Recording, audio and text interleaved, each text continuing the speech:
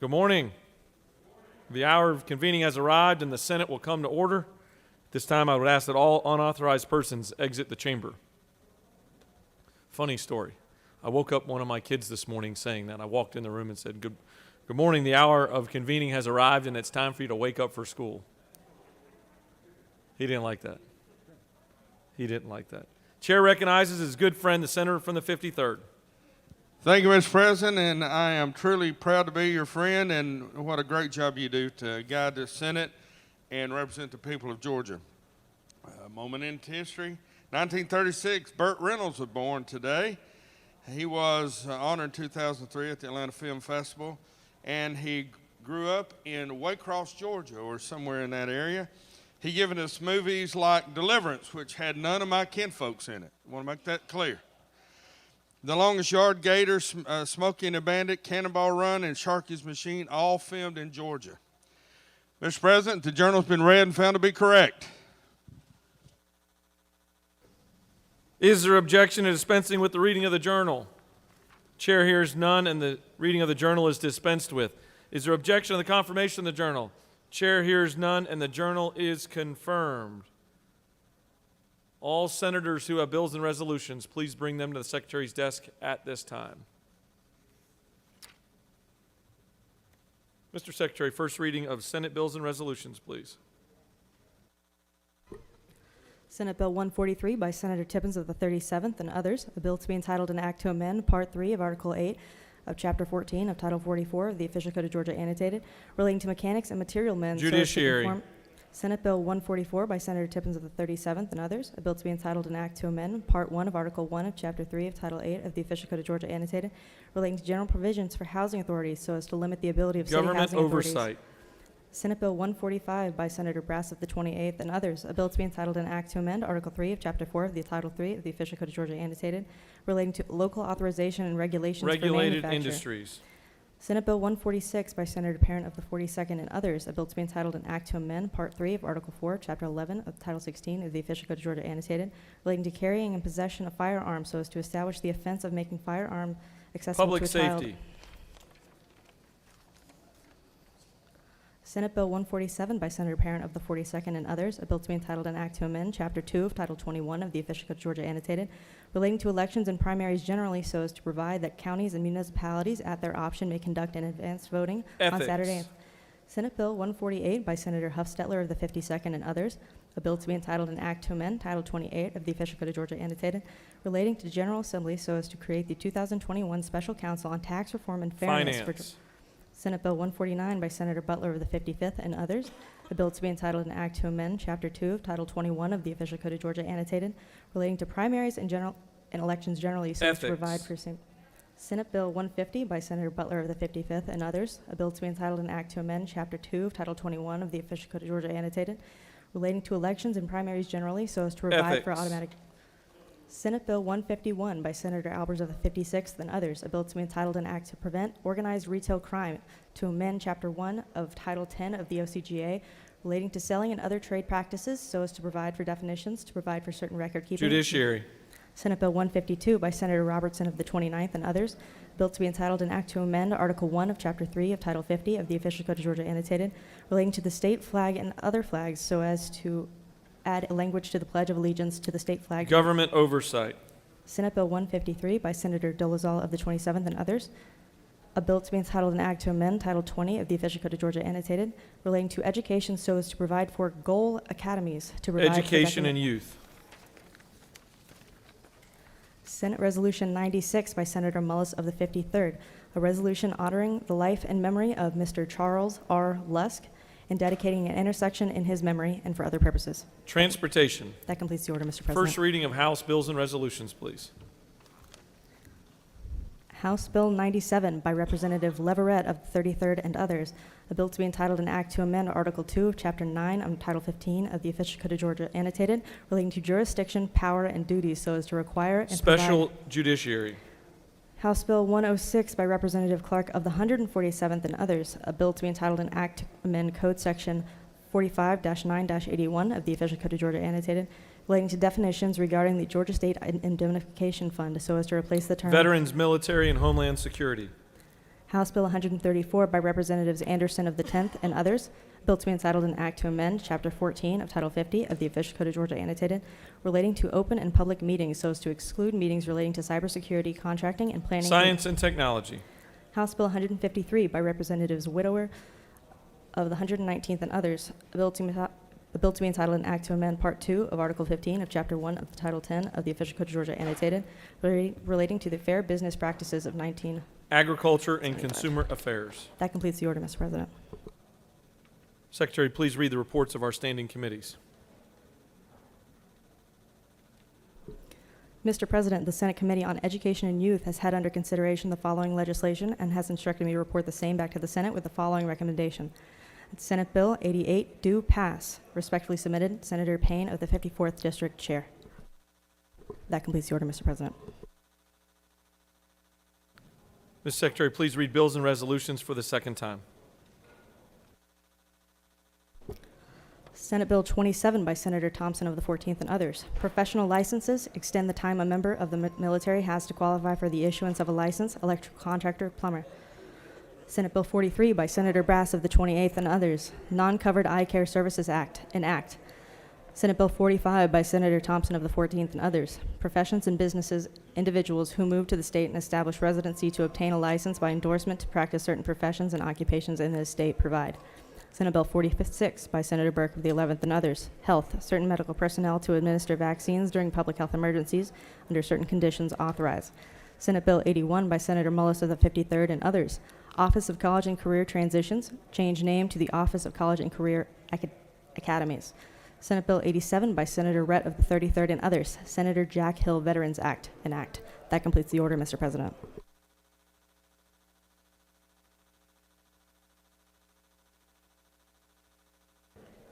It's now time for our morning roll call. It's now time for a morning roll call.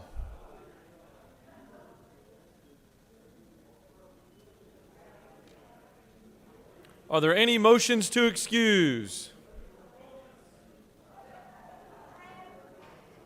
Right on schedule. Chair recognizes the senator from the 33rd. Thank you, Mr. President, and good morning, y'all. I ask for unanimous consent to excuse the senators from the 35th, 36th, 38th,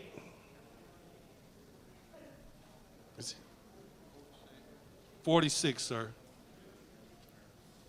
If I'm ever out, can I get you to excuse me? Without objection, the senators from the 35th, 36th, 38th, and 46th are excused. The chair recognizes the senator from the 42nd. Thank you, Mr. President. I'd like to ask for unanimous consent to excuse the senator from the 6th for business inside the Capitol. Without objection, the senator from the 6th is excused. The chair recognizes the senator from the 29th. Mr. President, I ask for unanimous consent to excuse the senator from the 31st for business inside the Capitol. Without objection, the senator from the 31st is excused. Chair recognizes the senator from the 43rd. Good morning, Mr. President, and thank you. I rise to ask for unanimous consent to excuse the senator from the 26th. Without objection, the senator from the 26th is excused. Are there any additional motions to excuse? The chair recognizes the Dean of the Senate. Thank you, Mr. President. I ask unanimous consent to excuse the senator from the 2nd. Without objection, the senator from the 2nd is excused. The secretary will call the roll. Senators, signify your presence by voting the yea switch. The secretary will unlock the machine, please.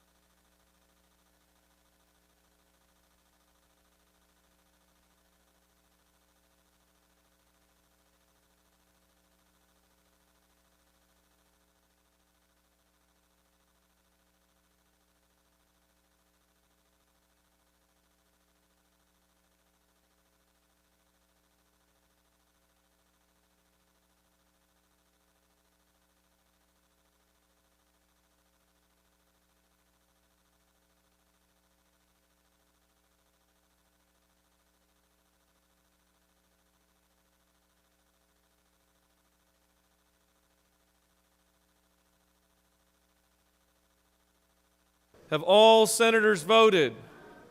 Their attendance.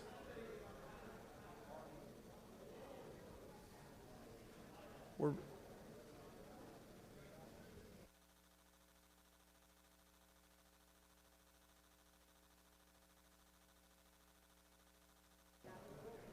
All senators voted your attendance. Mr. Secretary, please close the machine.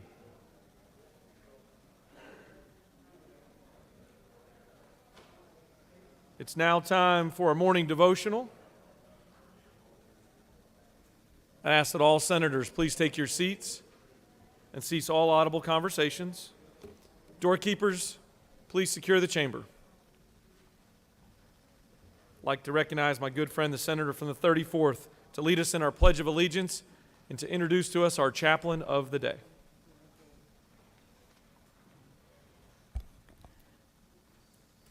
I pledge allegiance to the flag of the United States of America and to the republic for which it stands, one nation, under God, indivisible, with liberty and justice for all.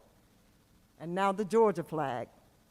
I pledge allegiance to the Georgia flag, to the principles for which it stands, wisdom, justice, and moderation.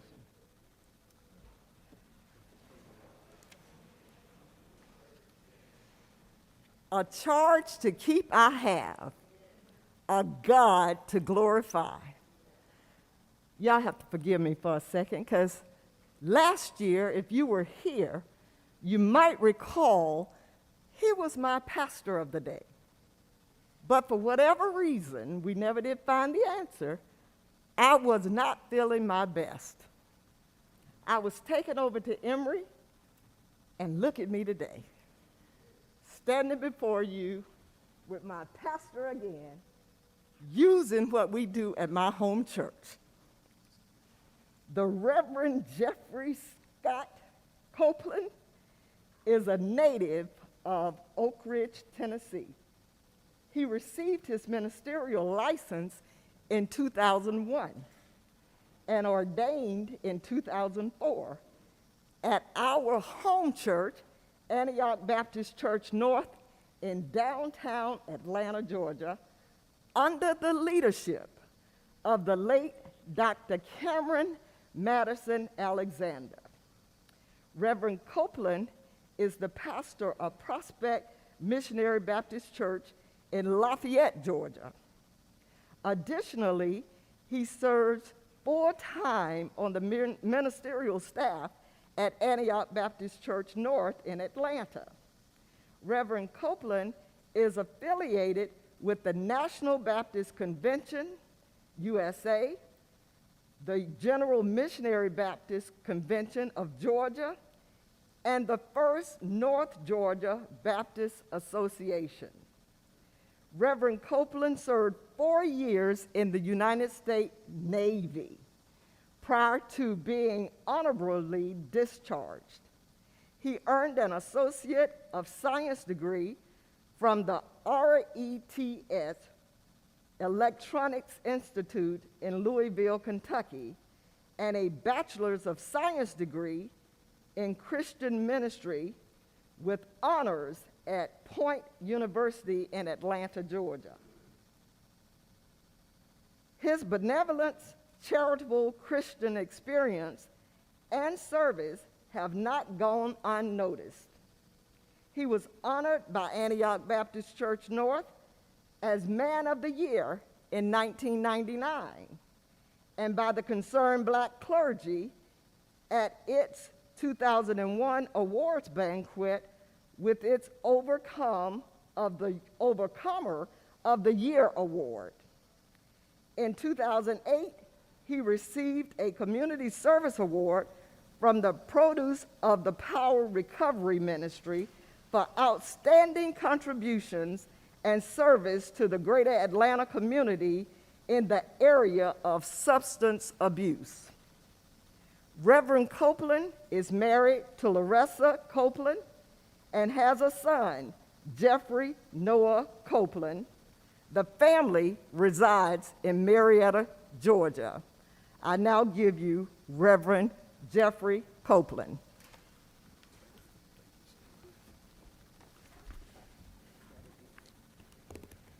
thank you to, and forgive me, but I choose to keep my mask on.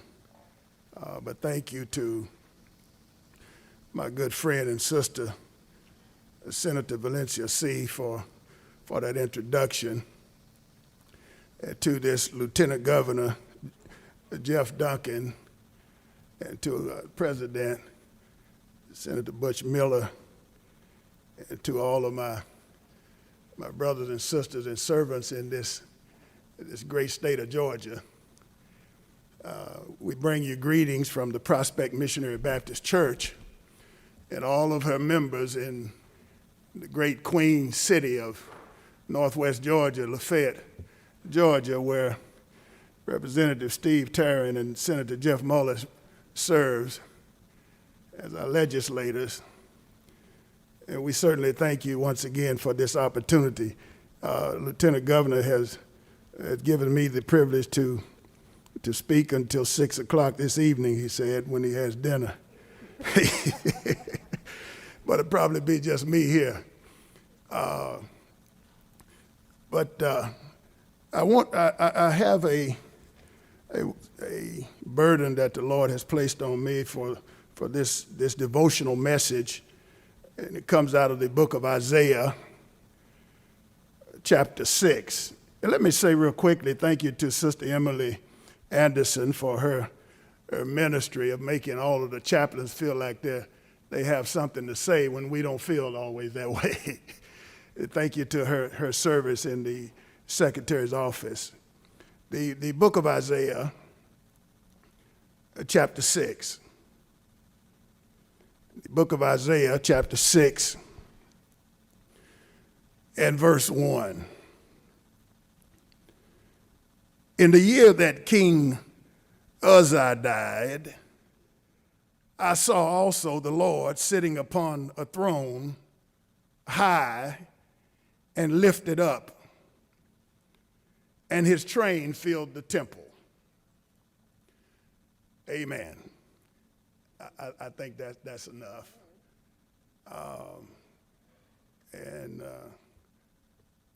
Want to just speak for these few moments from the subject of what we need now.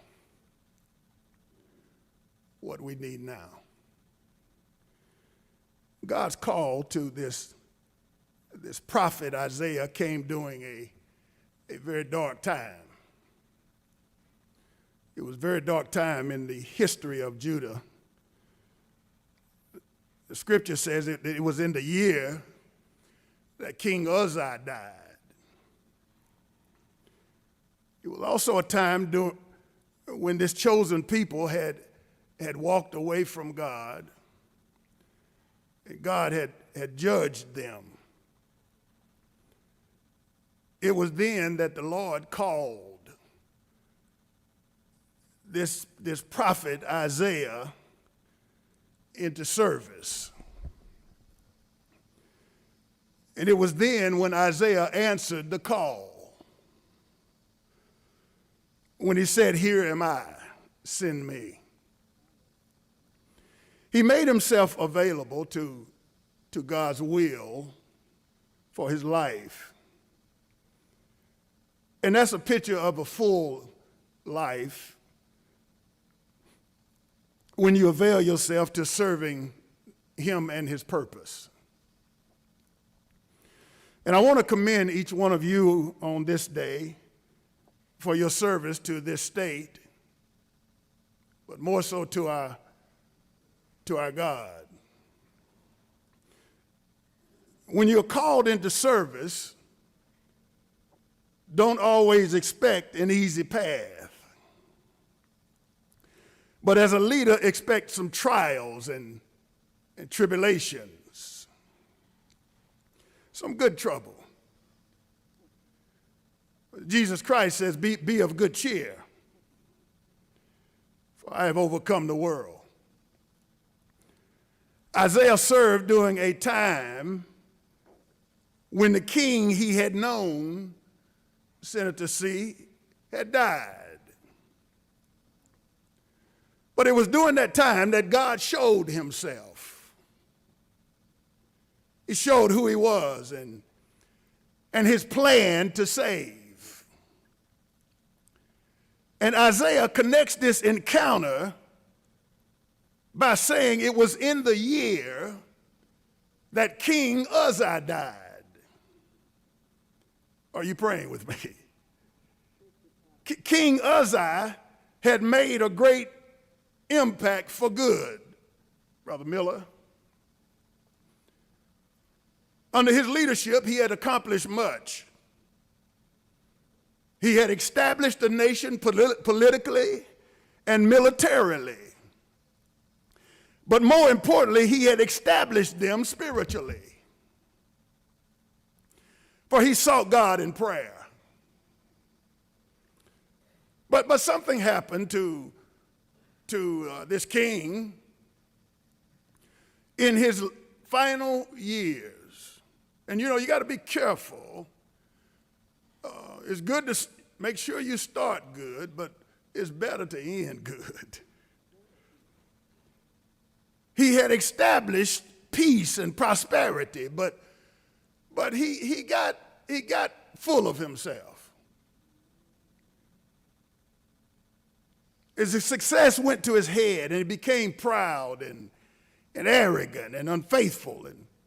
And all of us have to watch ourselves, because all of us are prone to ease God out. And that's what we talk about a lot in the substance abuse arena. A lot of people with addiction problems, 9 times out of 10, have eased God out or never had him in. It's our nature. That's what happened to our great-great-great-great-great-grandfather, Adam. They eased God out. And the most dangerous time for us as a people, and as I chase to the end, the most dangerous time for us as a people and a nation is not when we're going through trying times, but it's in times of peace and prosperity. That's when we get beside ourselves. But it's only by the grace of God that we are who we are and where we are. King Uzziah started out good, but he had a sad ending. And his death troubled Isaiah. And when death comes, it ought to trouble you. I don't care how many scriptures you know. I don't care how strong you are. Death is troubling. And I don't have to go into this, but in this nation we have had over 400,000 deaths. And my heart goes out to all of those families. As a minister, I have had the opportunity and the privilege to pray and to proclaim and to comfort families over 40 or 50 since this happened. Over 100 and something we've had to minister to. My hat goes off to all of those on the front line. And I pray that at some point, some of those who have to do funerals and stuff, they're put on the front line. But Isaiah, along with the nation of Israel, was troubled. They were troubled. They had many questions and concerns about their future. Where do we go from here? What does the future hold for us? It was a tragic event. And all of us in this nation are dealing with some tragic and trying times. But right in the midst of Isaiah's despair, he sees something. The Bible said that in the year that King Uzziah died, he saw also the Lord. I'm through now. He saw also the Lord. My brothers and sisters, in the time of darkness, and Lord knows we are in some dark times, you better be able to see more than troubled times. But you better be able to see the Lord. You better be able to see God in all of this. Isaiah saw something beyond darkness and death. And that's all I want to say to you this morning. As you plan and debate, see more than your differences, but see what Isaiah saw. He saw the Lord.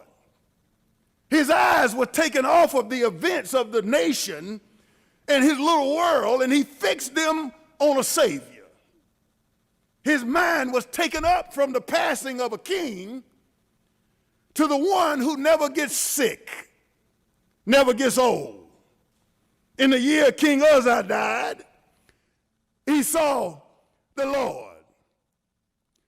And I believe that the Lord was saying to Brother Uzziah and to us today that my plan is bigger than your problem.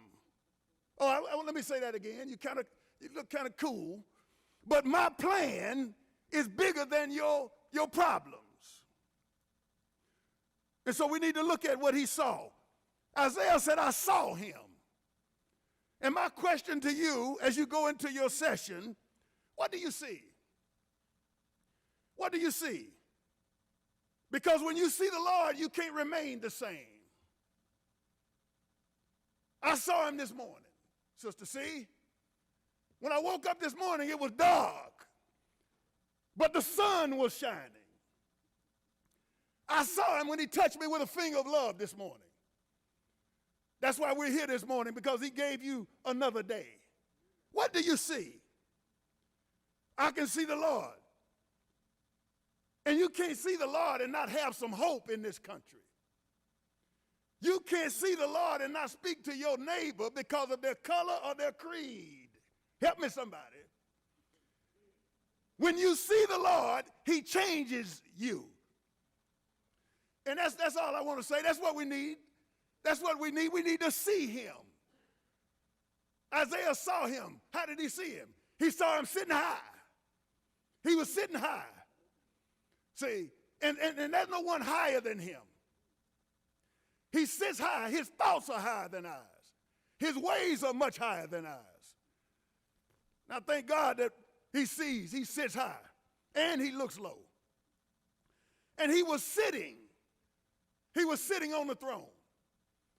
And let me tell you, no matter how dark it is, he's still on the throne. He's still orchestrating the wind and the waves. He's still getting the sun up, and birds are flying, and dogs are barking. He's still on the throne.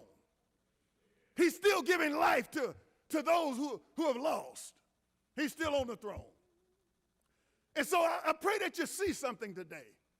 I pray that you see more than what's on your desk. But see the one who sits high and looks low. Isaiah said the earth is full of his glory. It's full of his glory. And somebody's saying, well, how do you see that with all of the darkness? You got to see beyond the darkness.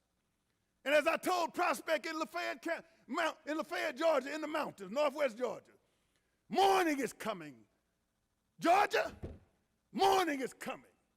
But you got to get through the night. Morning is coming. What we need now is a God perspective. So hold the banner up high. Keep pressing. Keep serving. Because God is watching you. Amen.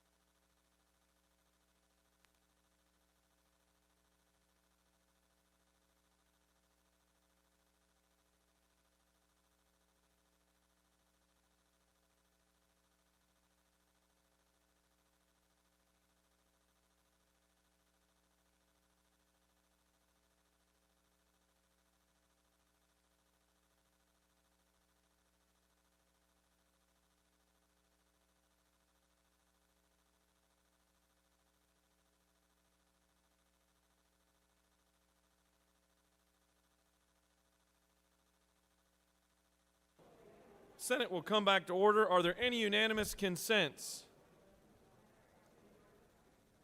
Chair sees none. Does any senator wish to rise on a point of personal privilege? Chair recognizes the senator from the 33rd for a point of personal privilege.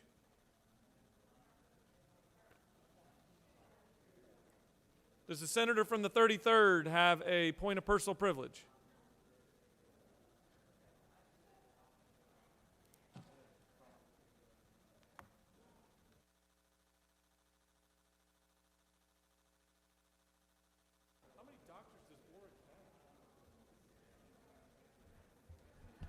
Thank you, Mr. President, fellow senators, colleagues, friends, and y'all.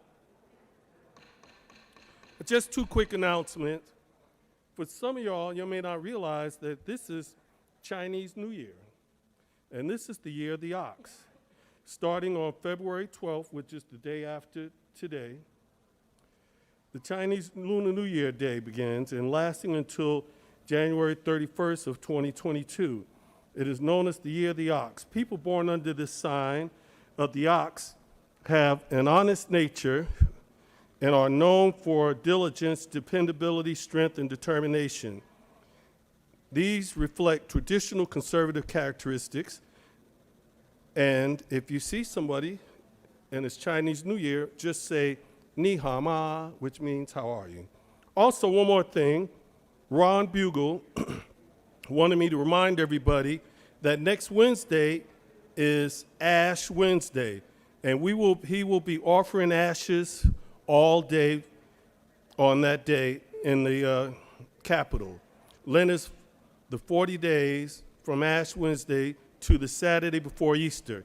Lent is often described as a time of preparation and an opportunity to go deeper with God. Also, Ron wanted me to remind y'all, if you see somebody with some ash on their head, they didn't forget to wash their faces because of Ash Wednesday. Thank you, Mr. President. I yield. Chair recognizes the senator from Statesboro for a point of personal privilege.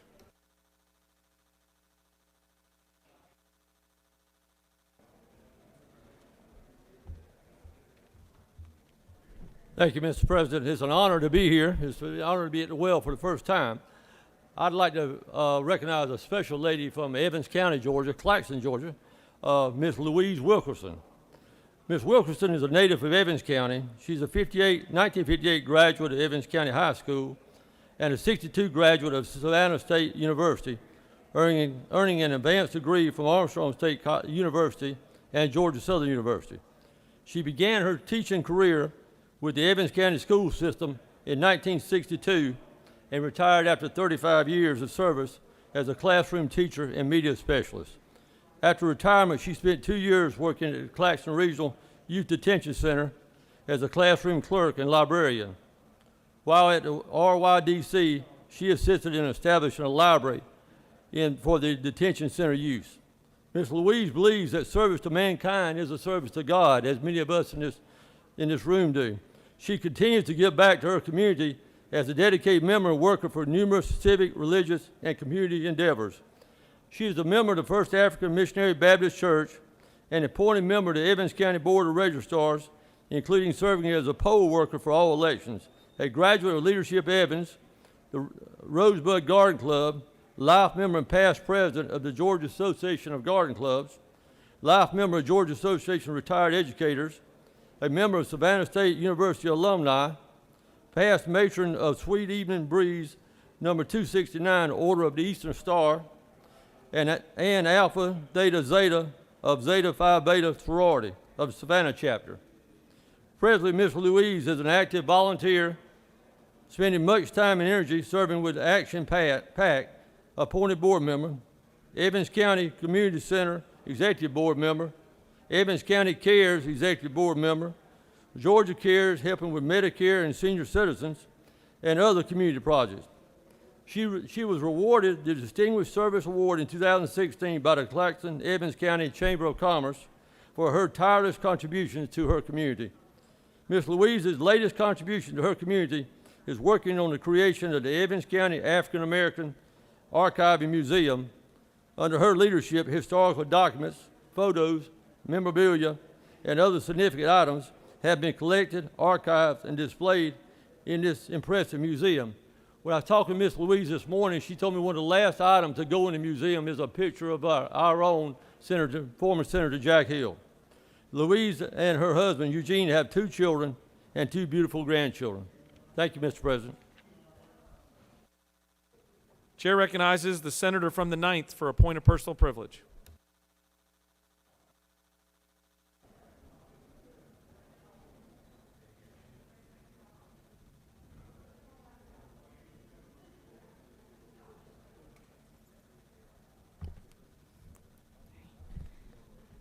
Thank you, Mr. President. Good morning, everyone. How are you?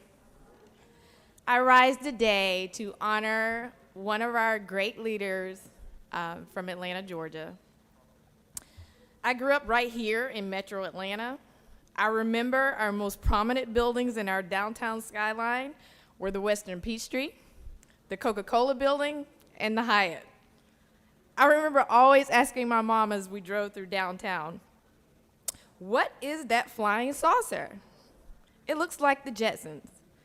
And I recall her always telling me, "Honey, it is just a restaurant." And I would ask, "Well, can we go there?" And she would say, "Someday, yes, we will. And I'm sure you will be there many times in the future." I remember the holiday treat of taking the elevator up to Macy's downtown to the top of the building to ride the Pink Pig. I recall wearing my best lace-printed dress to Easter egg hunts in Piedmont Park and being in awe of the Atlanta police riding horseback, watching the festivities. I remember my first trip to Hartsfield Atlanta Airport at the age of 8, sometime after its grand opening on September 1980. Back then, it was a marvel. I remember jumping on the rapid plane train and thinking, this is the coolest yet frightening trip, part of this trip at the airport. And doesn't it kind of seem like you can never get on that train fast enough? And then when you do get on, you got to hold on for dear life? It's kind of intimidating. I also remember the man responsible for Hartsfield expansion and how his visionary ideas would impact its future success. Maynard Holbrook Jackson, Jr., the first African-American mayor of Atlanta. At my age, I didn't quite understand why my parents always spoke of him with great pride. I thought Atlanta mayors were always African-Americans. It would not be until I was a little older that I understood how significant his win was. The son of a Baptist minister, his mother a professor of French, he himself a Morehouse political science graduate. Receiving his law degree at North Carolina Central University School of Law, later finding work as an attorney for the National Labor Relations Board. A member of the Democratic Party, gaining the office of Vice Mayor of Atlanta in 1969, then earning victory, appointed mayor the year after I was born in 1973, marking what would become the turning point for the New South. And now it seems that term, we are revisiting that term, New South again. With Atlanta being 50% Black, Jackson understood the importance of minorities sharing in the city's prosperity. He gave minorities priority on municipal contracts and allowed minorities to do business with government. Even with all of this great work, his ideas and opportunities, Hartsfield Airport will be his greatest achievement. It was the largest construction project in the South, costing $500 million, designed by Stevens and Wilkerson, Smith and Henchman, and Griles, I hope I'm pronouncing that right, and many minority airport architects and planners. Today, Atlanta boasts the world's largest and busiest airport and is home to the top airline in the nation. In his third bid for mayor, Mayor Jackson pulled off another critical triumph for Metro Atlanta by securing the 1996 Olympics, a victory that would put Georgia on the national stage, spur growth, attract an influx of people seeking to call Georgia home, and companies ready to invest in our progressive city. Renamed Hartsfield-Jackson International Airport after his death on June 23, 2003. Hartsfield resides in Atlanta, but Hartsfield resides in Georgia, but Hartsfield is Atlanta. It belongs to Atlanta because that is the legacy that Mayor Jackson intended. As we look around this wonderful, booming city, observe the remnants of the 1996 Olympics, and watch airline jets descend over our heads to land, and appreciate our new skyline, let us remember our visionary, Mayor Maynard Jackson, Jr. I yield the well. Thank you, Senator. Chair recognizes the senator from the 5th for a point of personal privilege.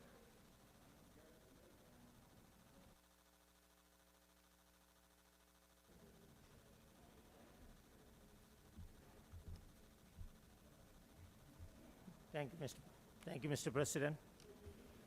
My friends and colleagues at the Senate, I'm rising today to honor the lives of 6 Georgians who were lost on January 28th in Gainesville, Georgia, at the Foundation Food Group plant.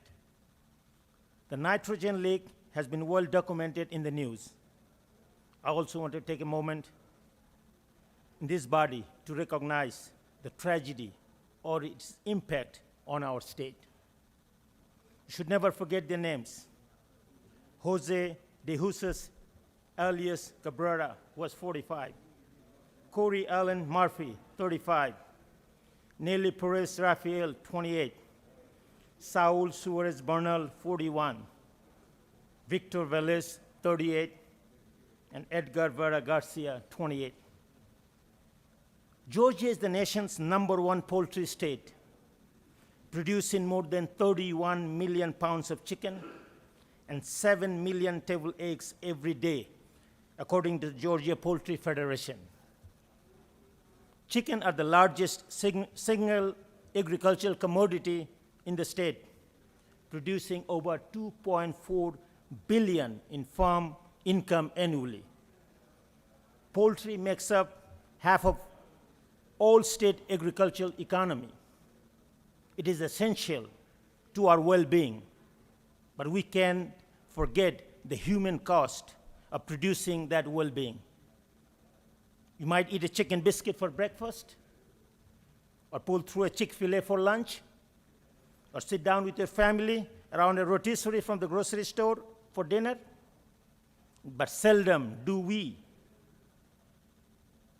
as a people, celebrate the people whose work, day in and day out, actually put that food onto America's table. Many of these workers are immigrants, just like me. Many are undocumented, but their lives are no less essential. They are essential to our health, to our communities, to our economic security. They have families, children who attend our schools, aunts and uncles who go to worship with us, and parents and grandparents who patronize our stores and restaurants. I ask today, we remember these workers, that we honor their sacrifice and the sacrifices that so many more in our communities make to keep us fed and maintain our status as #1 state for business in the country. It isn't just companies that makes us great, but the real human being who labor within them. Human being who often lives in places such as Hall County, where simple traffic violation could result in their deportation, even as our state depends on their labor to feed the country. I ask my friends and colleagues to take a brief moment of silence to honor their lives and contribution to the well-being of our state. Senators, ask for us to rise for a moment of silence, please.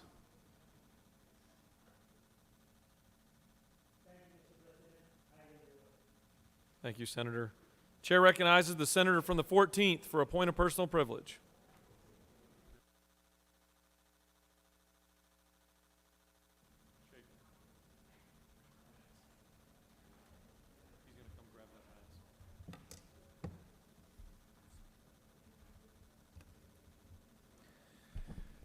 Thank you, Mr. President. We all have an opportunity to invest in people's lives.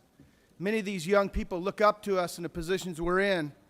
Today, I rise to honor one of those young men. You see, Alex Martin Ayers, age 23, unexpectedly passed away on February 5th, 2021 in Cartersville. Alex was born December 4th, 1997 to William and to the late Carol Paul in Nashville, Tennessee. Alex may have led a life that was short-lived, but he lived every moment to the fullest. His family always gave him encouragement to be the best man he could ever be. In his young years, Alex and his family lived in Wyoming for a short time. This is where he dabbled in acting. In 2000, they moved to Cartersville. This is where his life really began. Alex attended Trinity School and was a Cub Scout. He then was a spelling champion and made a great role model for others. He was baptized and attended his regular church faithfully, where his relationship with the Lord grew. In grade school, Alex was honored with leadership awards, and in his 8th grade, he went on the district spelling competition where he took second. The same year, he attended Washington, D.C. as a speaker at the National Leadership Convention. There were so many other hobbies he had: drums, time with family, soccer. But mostly, those in North Georgia know Alex as a figment at Starbucks. Alex filled his time responsibly. Personally, I had the chance to work with Alex when he was dual enrolled from Cass while he was navigating Georgia Highlands College, where he obtained an associate's degree in science. Then, 3 times in a row, he was on the dean's list.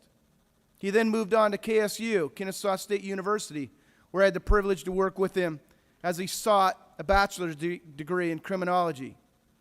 Why do I bring this up, ladies and gentlemen? This young man, if you've been to Starbucks in Cartersville, this young man, this midget, everyone in Northwest Georgia knew.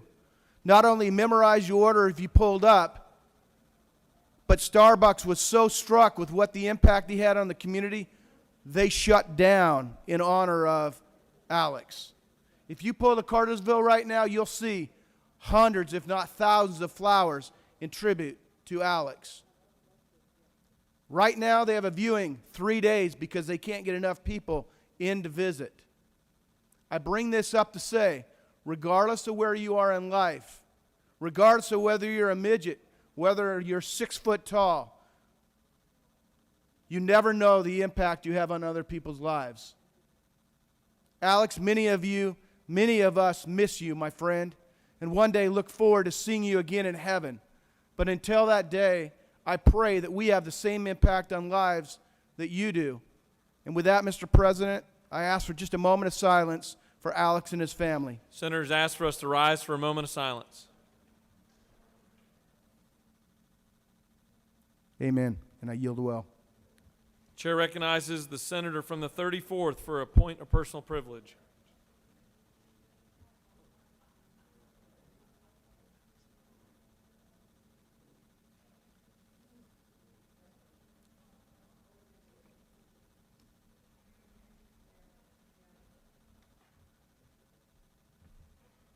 Thank you, Mr. President, members of the Senate. Health over everything else. Let me say that again. Health over everything else. But just as a reminder, oral health is just important as overall health for all of us. Today is Dental Hygienist Appreciation Day. I want to take a moment to recognize the Georgia Dental Association Hygienists, which represents more than 7,600 licensed professionals who, as preventive specialists, actively promote good oral health and the prevention of oral disease. Governor Brian Kemp proclaimed Thursday, February 11, 2021, as Dental Hygienist Appreciation Day, and the Georgia Dental Hygienists Association is distributing dental goodies bags to your offices as a reminder that maintaining good oral health is an essential element of maintaining good overall health. Dental hygienists across Georgia give their time and efforts to provide oral health care to individuals in need, such as children, senior citizens, low-income individuals, and individuals with disabilities. They work not only in private dental offices, but also public health facilities, schools, long-term care settings, hospitals, and charity clinics and research facilities to provide the best possible oral health care for all citizens. The Georgia Dental Hygienists Association also works with many other organizations such as Healthy Mothers, Healthy Babies, Voices for Children, Georgia Coalition for Aging, and Georgia Oral Health Care Coalition to expand access to preventive dental care to underserved populations across this great state of Georgia.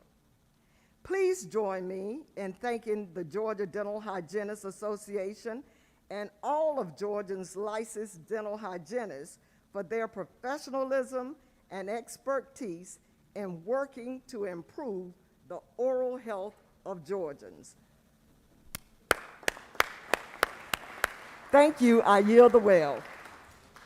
Chair recognizes the senator from the 36th for a point of personal privilege for the purpose of introducing our Doctor of the Day.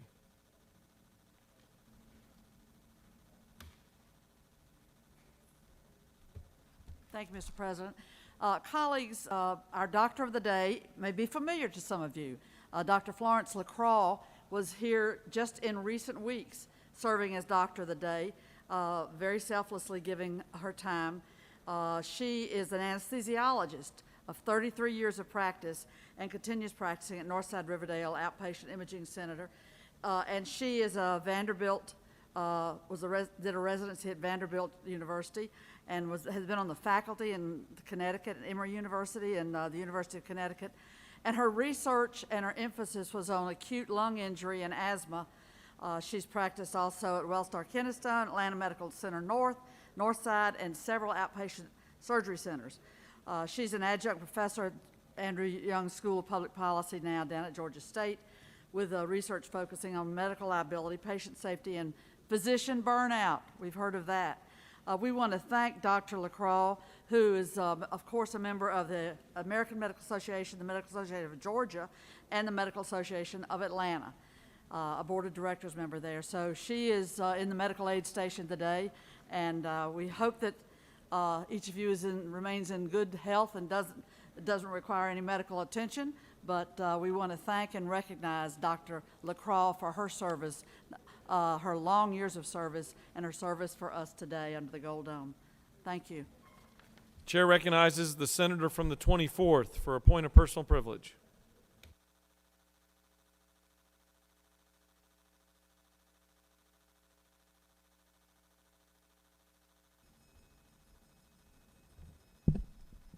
Thank you, Mr. President.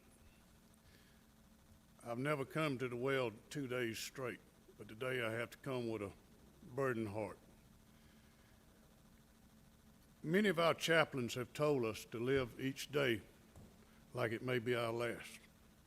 But ladies and gentlemen, I'm here to say that we lost a dear friend last night in a car accident back home. He's from Lincoln County. His name's Richard Gooseby. He owns restaurants in Columbia County and in Lincoln County, but a man that gave back to his community tenfold. I just want us to think about their family and always remember, let's live like this is our last day. I ask for a moment of silence.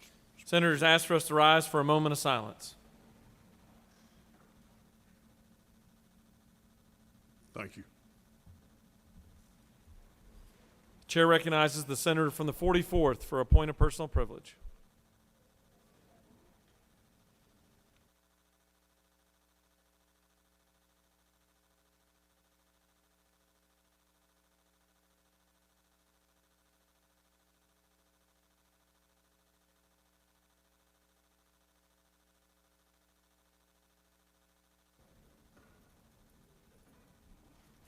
Thank you very much, Mr. President. Senators, I rise this morning to honor the life of Mr. Charles Stinson, who passed away last week. He served our country in the United States Army, a graduate of Clark College and Atlanta University. He's a member of the Alpha Phi Alpha fraternity. He married his sweetheart, childhood sweetheart, Emily Davis, and they were married for 67 years. The father of 3 boys. They were world travelers, having visited almost all of the United States, Europe, Africa, Asia, Central America, Canada, and the Caribbean. They even had the pleasure of meeting with Nelson Mandela in South Africa. So we wanted to pause today to let the family know that they are in our prayers, and we honor the life and legacy of Mr. Charles Stinson, Jr. Mr. President, I yield the will. Thank you. Thank you, Senator. You have a consent calendar of privileged resolutions before you. Does any senator wish to remove a resolution from the consent calendar? The chair sees none. Is there objection to adoption of the resolutions on the consent calendar? Chair hears none, and the resolutions on the consent calendar are adopted. Are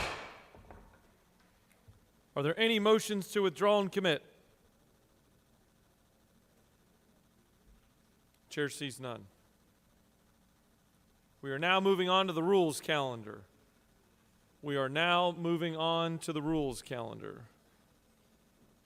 Mr. Secretary, can you please read the caption of Senate Bill 49?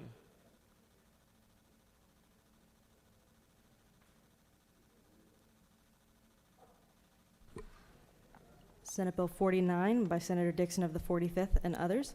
Bill to be entitled an act to amend Chapter 2 of Title 8 of the Official Code of Georgia Annotated, relating to standards and requirements for construction, alteration, etc., of buildings and other structures, so as to provide procedures for alternative plan review, permitting and inspection by private professional providers, so as to allow applicants to elect whether to retain at their own expense a private professional provider to provide required plan reviews or inspections of certain buildings, and for other purposes. Mr. President, on February 9th, 2021, the Senate Committee on State and Local Government Operations recommends that this bill do pass by substitute. Respectfully submitted to Senator Anderson of the 24th District Chair. The State and Local Government Operations offers the following substitute to Senate Bill 49. Bill to be entitled an act to amend Chapter 2 of Title 8 of the Official Code of Georgia Annotated, relating to standards and requirements for construction, alteration, etc., of buildings and other structures, so as to provide procedures for alternative plan review and for other purposes. That completes the order, Mr. President. Chair recognizes the senator from the 45th to present Senate Bill 49, his first bill. Thank you, Mr. President.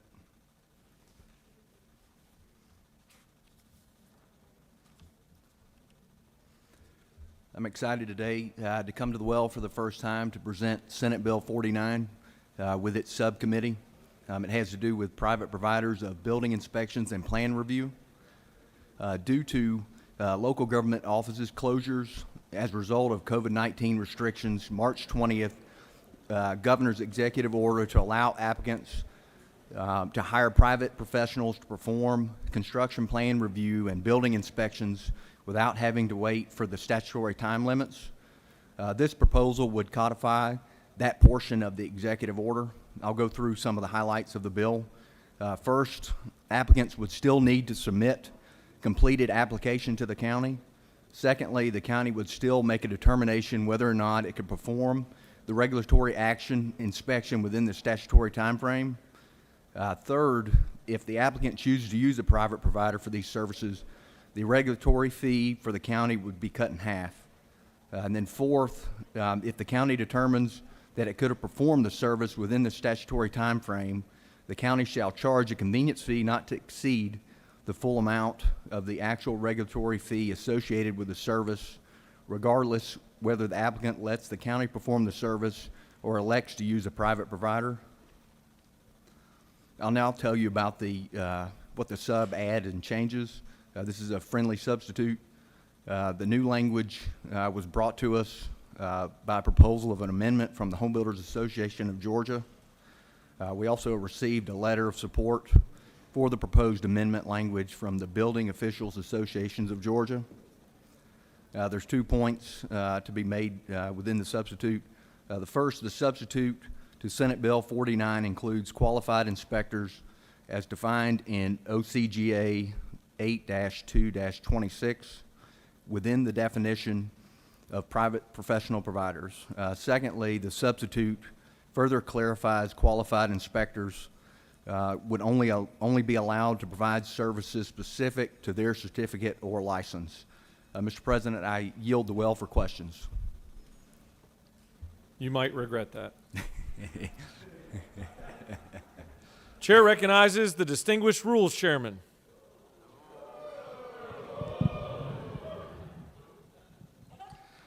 Senator Yield.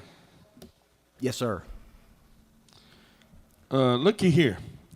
In your bill, when we deal with permits, usually we want to make sure the bill has some moral implications and make sure that everything is done appropriately. I noticed that your bill does not have the words moral turpitude in it. Could you explain why? Yes, sir, Mr. Chairman. Reading the definition of moral turpitude, it's turpentine? Turpentine. It's a wide definition, but one that I kind of hung to was, unaccountable, deprivatory, any base or vile conduct. So that's the reason it's not in the bill. And let me applaud you for knowing this, my question in advance. So I will remember that. Senator Yield? Yes, sir. Do you and the senator from the 56 and the former Senator Judson Hill, do y'all get your hair done at the same place? As I am a proud member of the Senate Hair Caucus, I'm the vice chair, by the way, and the distinguished senator from the 56th is our chairman. There's a lot of work that goes into our hair. I mean, any proposals that anybody would like to join the committee, it's a very sought-after committee and very hard to attend, but I tell you, the process is quite strenuous to get our hair to look this good. No further questions. Does the senator continue to yield? Yes, I do. I'll try to find you a harder senator than that. Chair recognizes the distinguished Judiciary Chair for a question. Does the senator yield? Yes, sir. Senator, is this the governor's bill? Yes, sir, it is the governor's bill. Do you further yield? Yes. Looking ahead on the calendar, do you also carry bills for the First Lady as well? Yes, sir, I do. Yield for some more questions. I do. So, given that you got this bill on the calendar first and the First Lady's bills further down the calendar, is it safe to say you believe the governor's bills are more important than the First Lady's bills?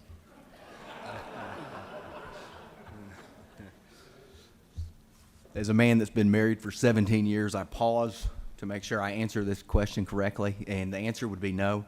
If Mama's not happy, nobody's happy. So her bills would definitely take precedent.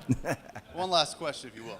Yes, sir. So if I've got heartburn about some of your bills, would you rather somebody vote against the governor's bills or the First Lady's bills? I plead the fifth. This isn't a courtroom. Do you continue to yield? Yes, sir.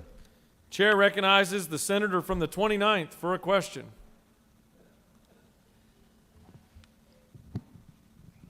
Does the senator yield? Yes, I do. Senator, reading your bill, am I correct that you're stating if the county or the municipality says they cannot provide the service, that the developer then can go out and hire a county or municipality approved person to review the plans within the 30-day period and the 2-day inspection period. And if some point during that or after that, the county determines that they could have provided the service, then the customer, the taxpayer who's doing the development, could be required to pay the county a minimum of half of what they would have normally charged if they would have provided the service? Yes, sir, that's correct. Okay. Does the senator further yield? Yes, sir. Senator, could you name another business? Let's say if I go to buy a Honda.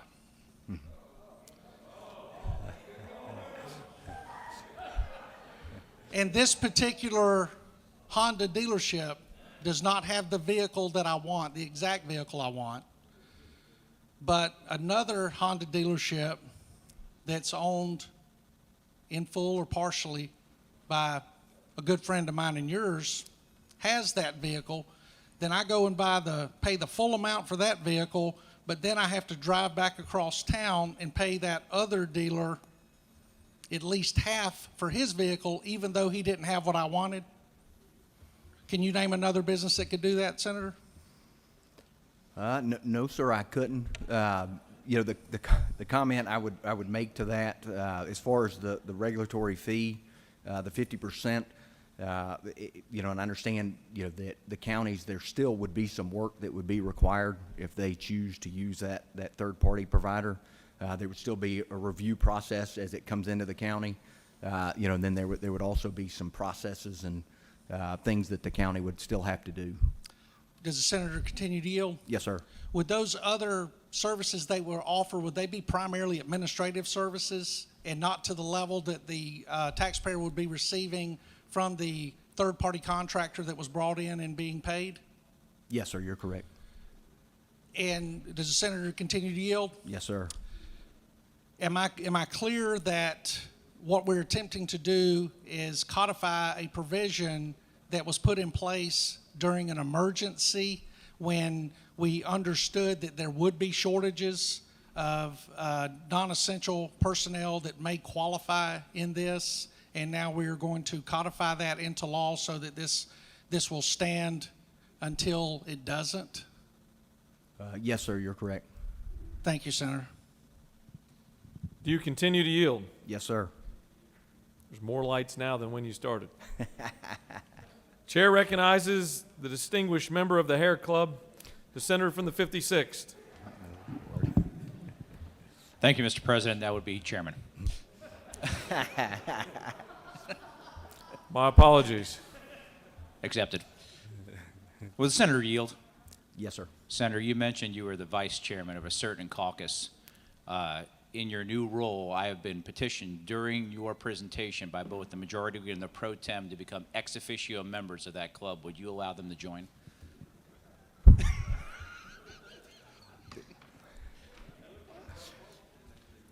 Yes, I would. Thank you. And one other question. This is rather serious. I'd like to direct you to line 285 on the bill, LC 364614-ECS. That says all laws and parts of laws in conflict of this act are repealed. Would you please just give us a detailed list of which laws you repealed and why? As the senator so speaks. Does the senator continue to yield? Yes, sir. He's going to try to wait us out. Chair recognizes his good friend, the senator from the 28th, for a question. Brace for impact. Thank you, Mr. President. So, do you yield, Senator? Yes, sir. Can you tell me why I was not invited to the Hair Caucus? Simply, you just need to make application, and then we'll go through a rigid, approval process. Well, the bigger question I have, if you'll further yield. Yes, sir.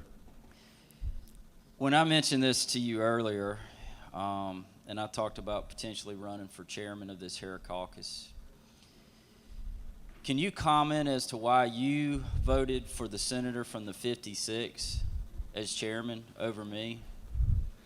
And before you do, I'll go ahead and tell everyone, if you'll yield.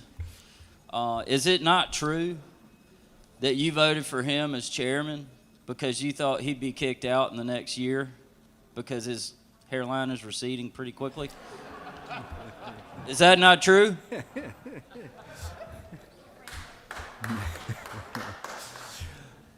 No, that is not true.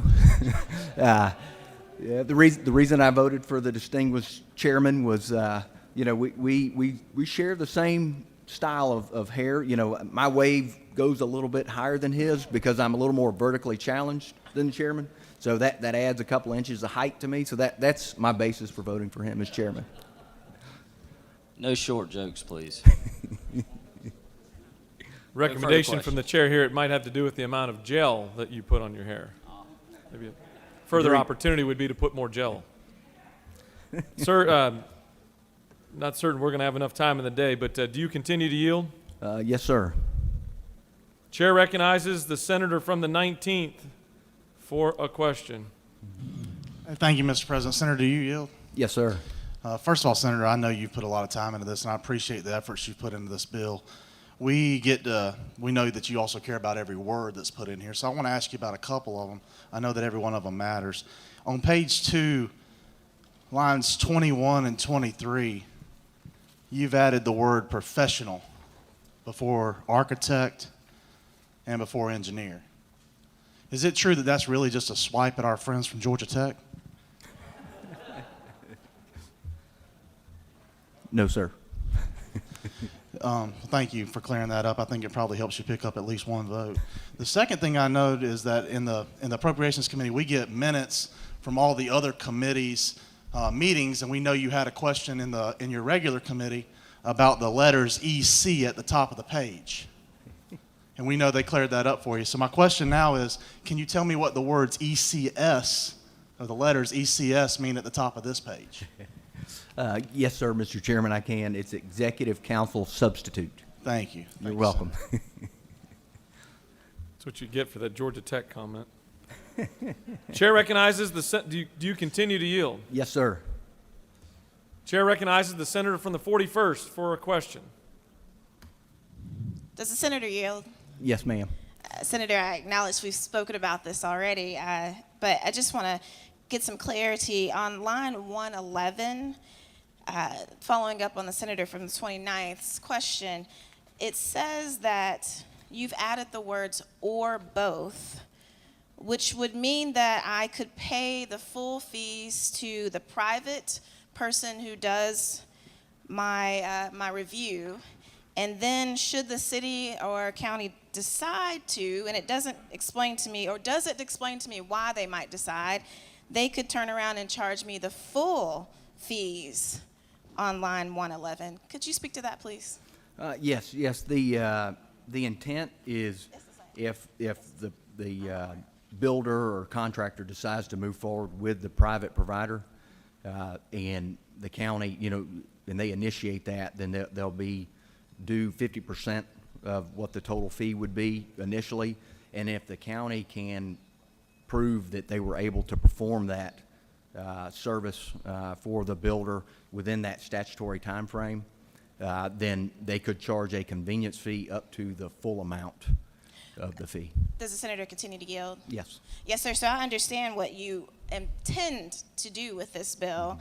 However, paragraph 9, I continue to have some questions about it because it says, I'll quote it here, that the regulatory fees and charges which were required by paragraph 5 or 6 of this subsection, or both as applicable, which would therefore mean that I would pay 100% to the private person, and I could end up having to pay 100% to the regulatory, to the county as well.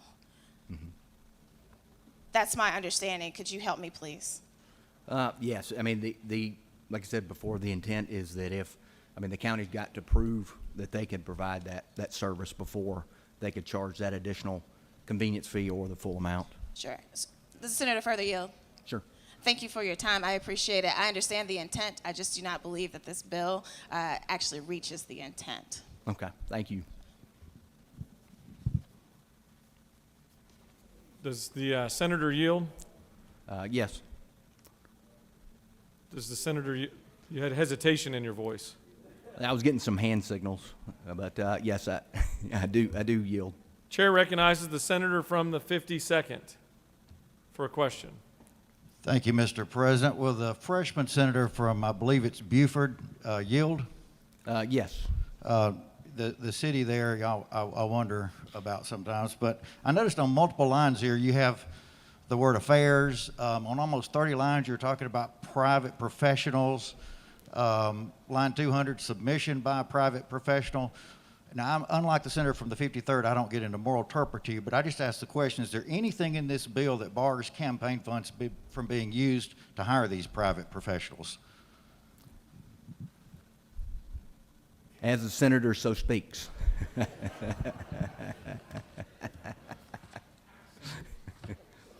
You've been briefed on this experience, it appears.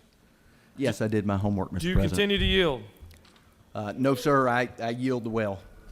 Senator has yielded the well.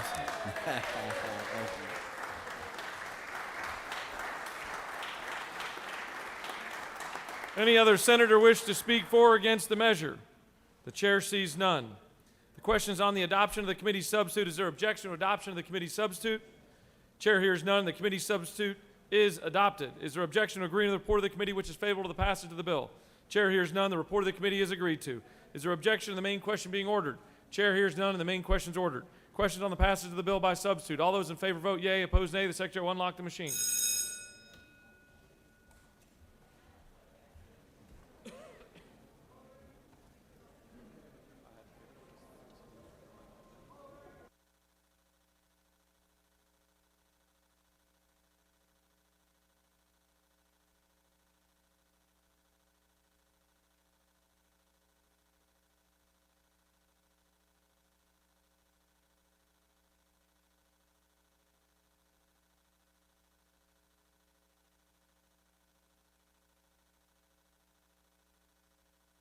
Have all senators voted?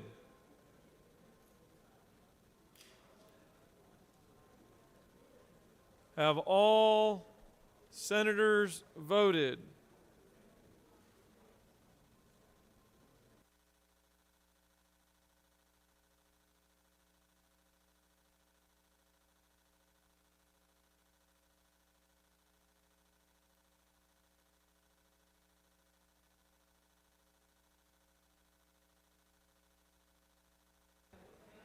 Mr. Secretary, please close the machine. On the passage of the bill, the yeas are 39, the nays are 13. This bill, having received the requisite constitutional majority, is therefore passed by substitute.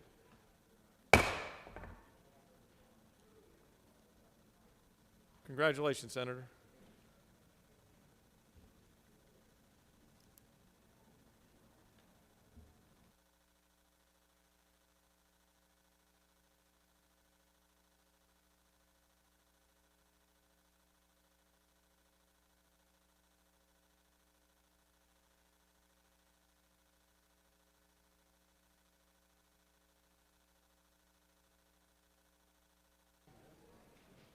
All right, we're going to take up the budget, and the chair's going to recognize the senator from the 19th for a motion from his desk. You want me to do it? We look so much alike. Thank you, Mr. President. I move that the Senate agree to the House amendment to the Senate substitute to House Bill 80. Mr. Secretary, can you please read the caption?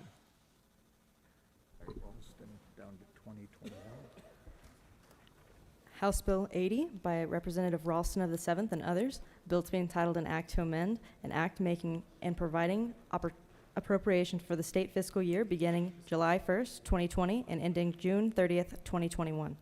Second.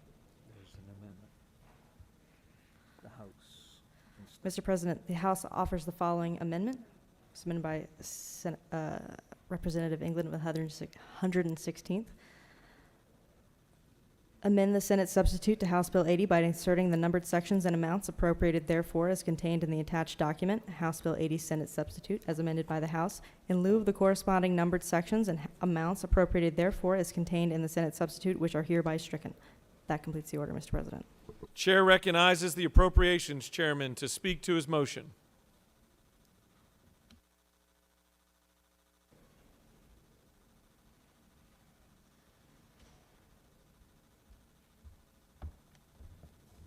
Thank you, Mr. President. Still writing the notes, and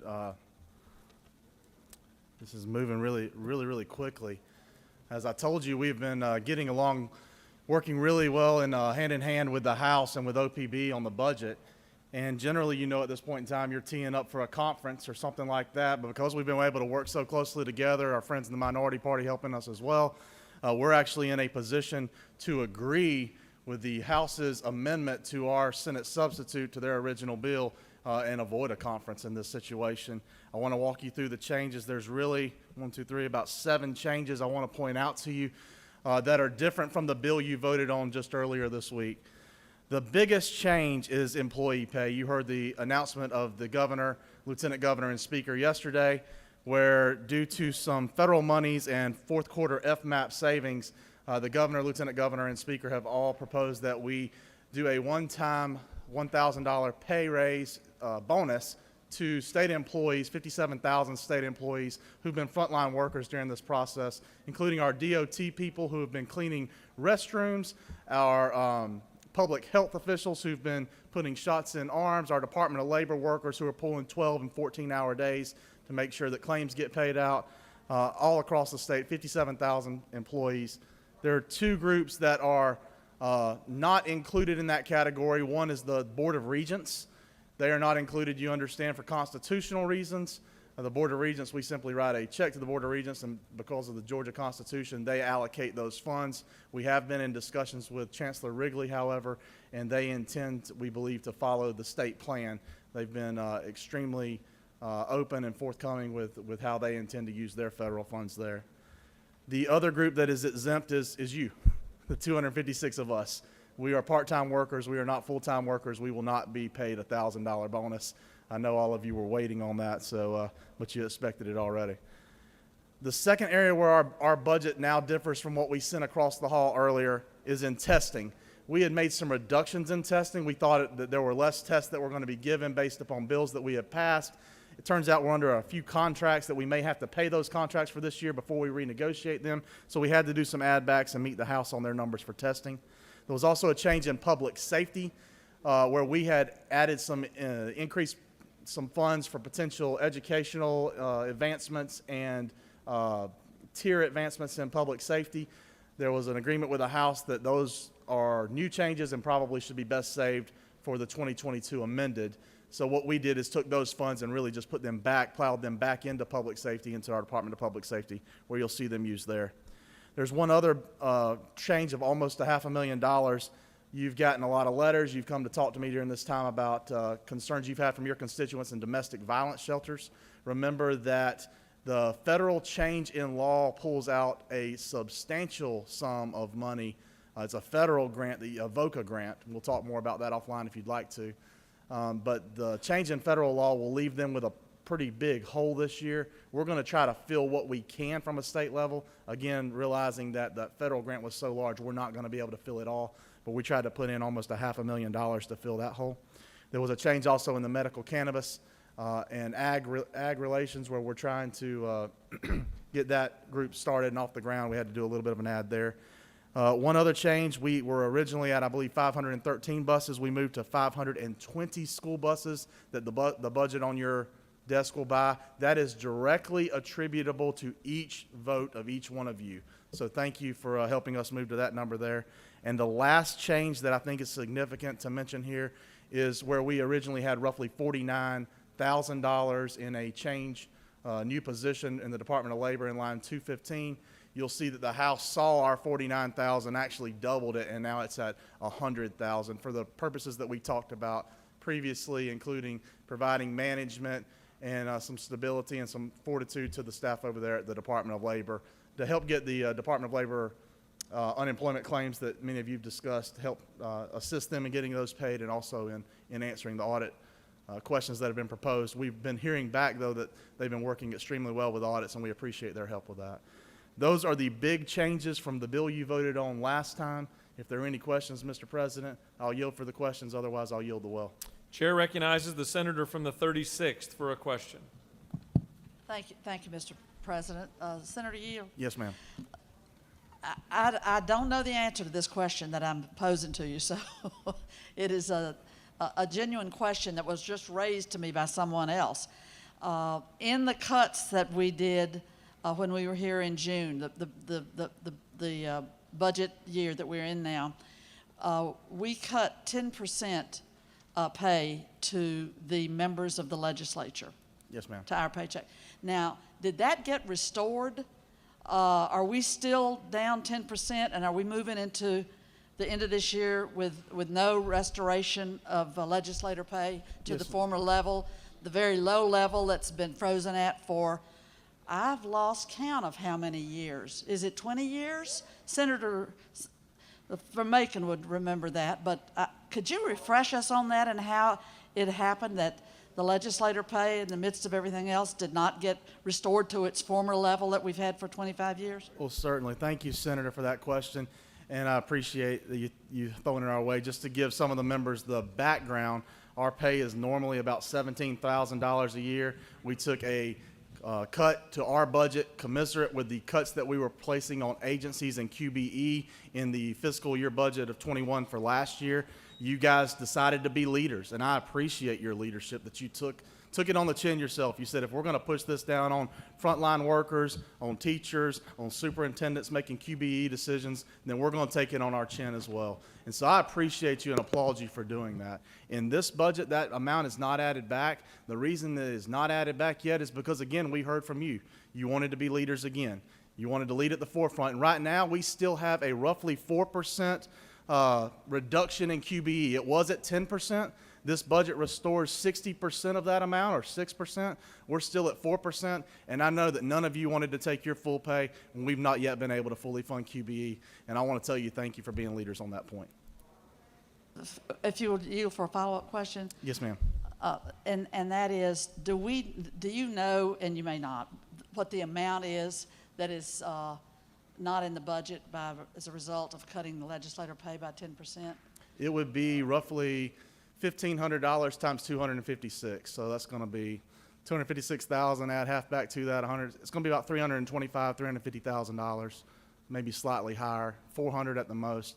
But again, I don't think it's the dollar amount. I think it's the principle, and I just appreciate you guys being leaders on that front.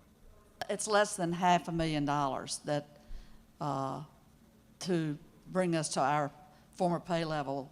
That's what it would take to restore us to that in the budget, in this budget.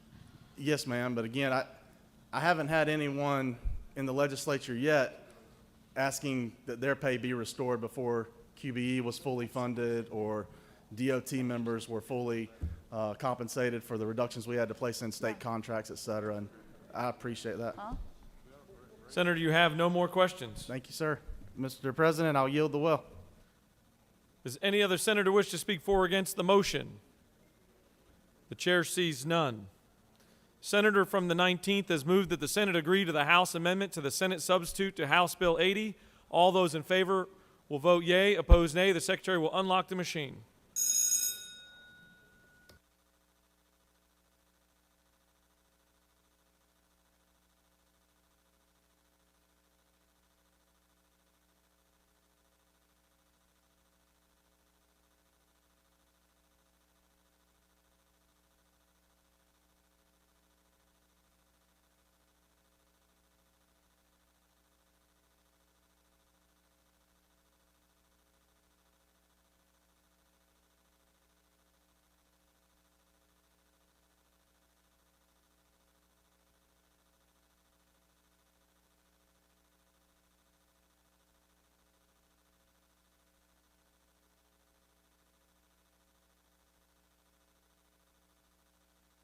Have all senators voted?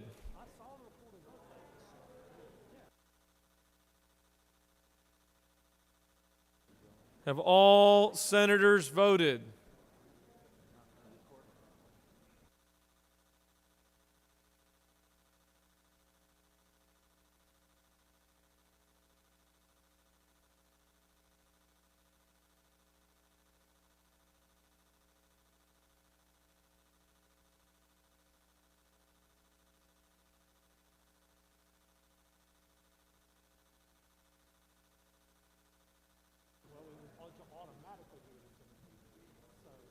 Have all senators voted? The hallway's clear? Got a thumbs up. Mr. Secretary, please close the machine.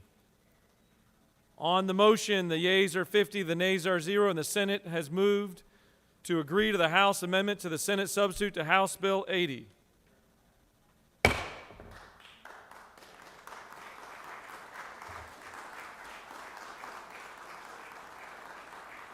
Continue to applaud the efforts of our Appropriations Chair and the entire Senate budget staff for the great work, and our friends over in the House and also in OPB. For what purpose does the senator from the 19th rise? Thank you, Mr. President. I move that the Senate immediately transmit House Bill 80 to the House, and I have a subsequent motion after that. Senator from the 19th has moved that the Senate immediately transmit House Bill 80 to the House. Is there objection? The chair hears none, and it is immediately transmitted. Chair further recognizes the senator from the 19th for a motion. Thank you, Mr. President. Pursuant to Article 3, Section 5, Paragraph 8 of the Georgia Constitution, I move that the Senate order that House Bill 80 immediately be transmitted to the governor. Senator from the 19th has moved that the Senate order House Bill HB 80 immediately transmitted to the governor. Is there objection? Chair hears none. Part of a recorded vote. All those in favor of the motion signify by voting yea. Opposed, nay. The Secretary will unlock the machine.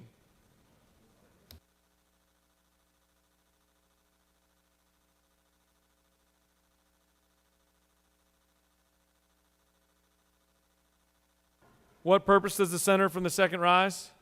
President, I ask for unanimous consent to excuse the senator from the 10th for business outside the Capitol. Without objection, the senator from the 10th is excused. After this vote, cannot be excused in the middle of the vote.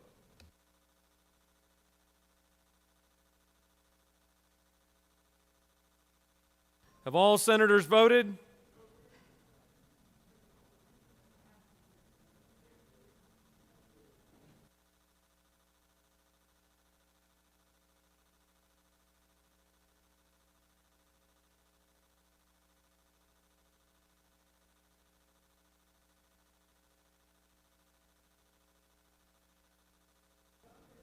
Have all senators voted? Got one in the hallway? Okay.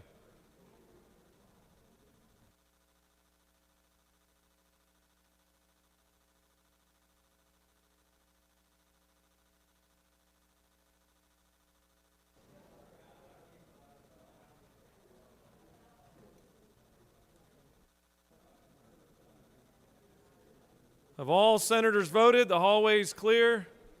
Thumbs up. Mr. Secretary, please close the machine.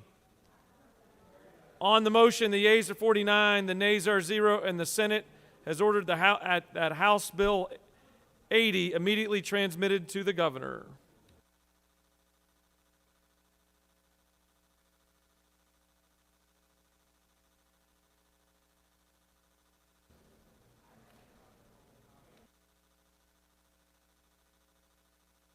Mr. Secretary, can you please read the caption to Senate Bill 86? Senate Bill 86.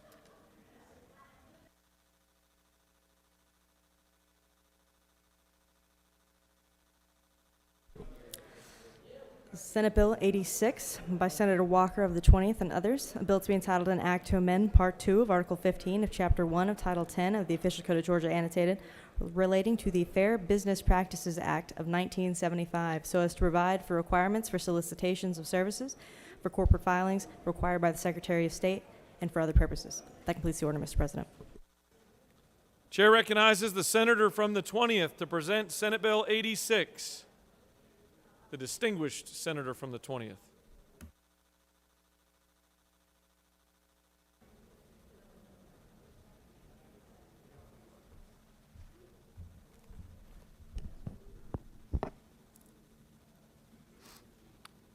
Thank you, Mr. President. Good morning, colleagues. Oftentimes, we have legislation brought to us, ideas for legislation brought to us from professionals in the hallways that are representing an industry group or trade association, and that's nothing wrong with that. The folks in the halls are a good resource for us and are experts in their field oftentimes. and can put us in touch with experts. But I'm always excited when I get an idea, a good idea, and feedback from an actual constituent. I mean, there's nothing like hearing from constituents on what their concerns are and some of the challenges and problems they see that they want us to address, and that is the impetus. Hearing from a constituent of mine is the impetus for Senate Bill 86. I was surprised to learn 1,124,000 active entities, corporations registered with the Corporations Division of the Secretary of State's office. 1,124,000. The vast majority of these are small businesses, oftentimes a one-man or one-woman show. These entities are required to register, do their corporate registration annually with the Secretary of State's office, where they have to provide the registered agent, if it's a certain type of corporation, an S Corp or C Corp. They have to list who the officers of the corporation are. They have to, of course, provide the address, that kind of thing, at a cost of $50, and you can do it online at the Secretary of State's portal. I had a constituent contact me a few months ago, and he asked me why we had tripled the fee to renew your corporate registration. I said, what are you talking about? He said, I got an invoice in the mail. I've been paying $50 a year. Now it's gone to $150. I said, well, I don't believe we changed that. I don't recall that, but I will look into it. I said, how about bringing me what you got in the mail? And I know he smelled a rat about this. He was just kind of making a point. But he brought me the notice that he got in the mail. At the top of it, it says 2021 Annual Registration Instruction Form. It's got under that in smaller letters, Georgia LLCs, Limited Liability Corporations. It's got the name of his corporation on there. It's got a customer ID number, which makes you think it's official. It's got the address of the corporation. It's got the registered agent. Of course, all that information is public record, is where they're getting this from. But there's nothing on here to indicate to most people that this is not a official document from the Secretary of State's office or an invoice. So Senate Bill 86 addresses this deceptive trade practice, and if you look at line 12 through 16, it requires on these type of solicitations that some language be put on there to make it clear to the business owner what this is, and then lines 17 through 19 actually spells out what the language has to be. In 16-point font has to say this is a solicitation, this is not a bill or official government document, and has not been sent by the Georgia Secretary of State's office. That has to be on any kind of written communication or digital communication, just to make it clear to to Georgians what this is. A question was asked of me in committee when I was presenting this bill, what the penalties would be if you violated this statute, assuming it becomes law. And under Title 10, Chapter 1, Article 15, Part 2, there would be a fine up to $1,000 or confinement up to 12 months or both. Of course, that's at the judge's discretion. If there is under Code Section 10-1-405, if a Superior Court issues an injunction against an entity doing this, like a cease and desist order, for example, under Code Section 10-1-397, the entity that continues to violate such injunction could be subject to a civil penalty of up to $25,000 per violation, which with each day considered a separate violation. So it's a simple and straightforward bill. You might say much like the author, Simple and straightforward, but I'd ask for your favorable consideration.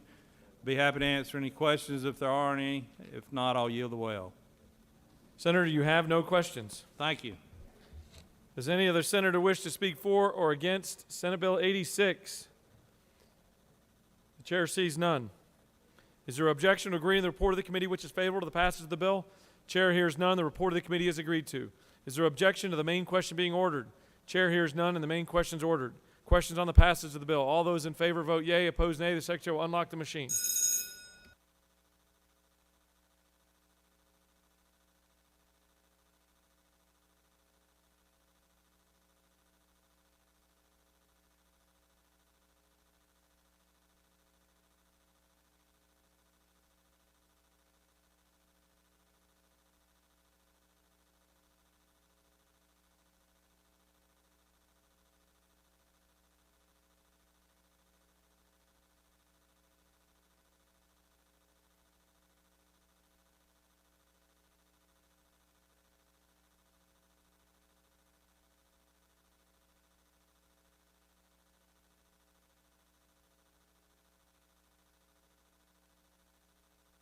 Have all senators voted?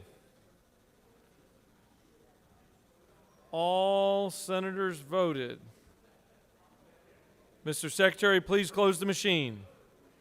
On the passage of the bill, the yeas are 47, the nays are 3. This bill, having received the requisite constitutional majority, is therefore passed.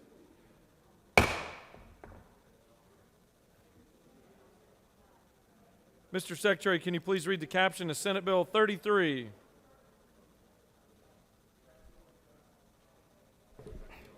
Senate Bill 33 by Senator Dixon of the 45th and others, a bill to be entitled an act to amend Chapter 1 of Title 51 of the Official Code of Georgia Annotated, relating to general provisions regarding torts so as to provide a cause of action against perpetrators for victims of human trafficking and for other purposes. That completes the order, Mr. President. Chair recognizes for the second time today the senator from the 45th to present Senate Bill 33.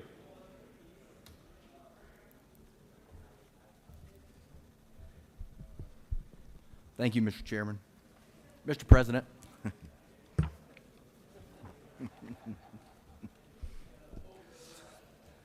I come to the well today again to present Senate Bill 33.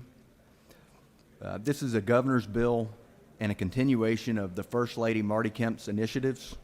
I'm honored to bring this bill, to bring this piece of legislation and carry it on behalf of the governor and the First Lady. This is an issue that touches my county and many of yours and will be crucial in helping further protect and help victims, these vulnerable victims of human trafficking.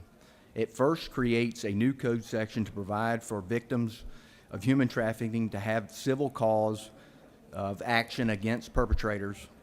Second, it allows victims to recover damages and reasonable attorney's fees. And third, it creates a statute of limitations for filing such civil action and allows for a stay of civil lawsuit while any criminal action arising from an incident of human trafficking is pending. It allows the Attorney General to have cause of action against a perpetrator of human trafficking on behalf of the state under certain circumstances. With that, Mr. President, I yield the well for questions. Do you yield the well, or do you want to take questions? I would like to take questions, Mr. President. Yield for questions. I got what you were thinking. The chair recognizes the senator from the 33rd. Thank you, Mr. President. Does Senator yield? Yes. I just want to say this is a good bill. Before I came to the Senate, I worked with women who were in these conditions. On your next two bills, I think they're excellent bills. Also, what does EC stand for? Executive Council.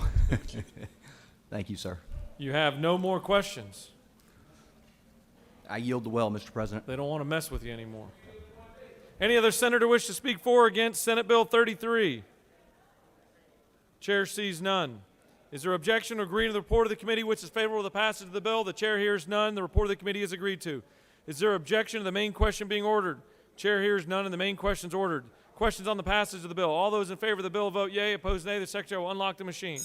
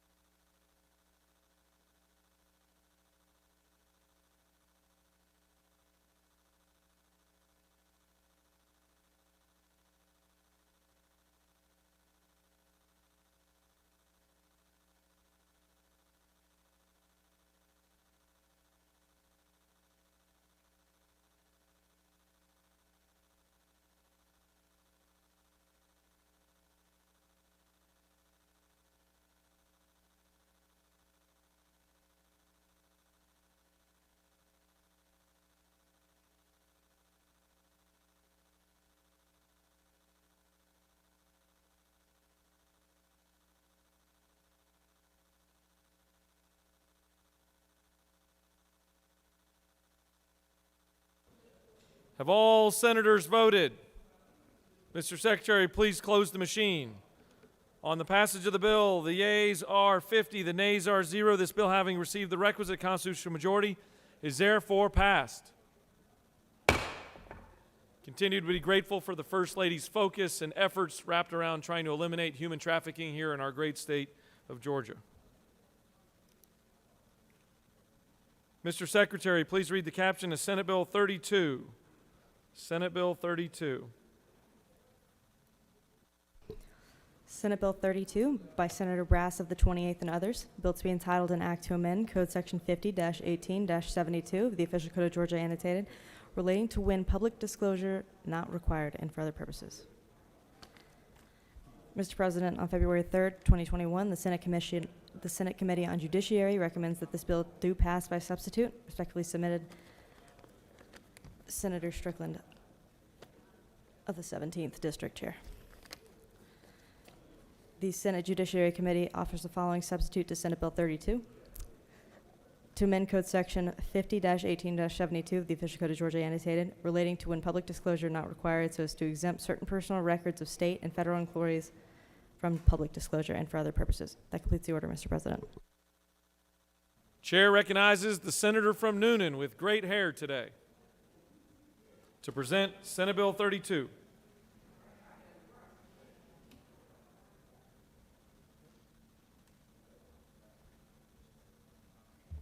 Thank you, Mr. President.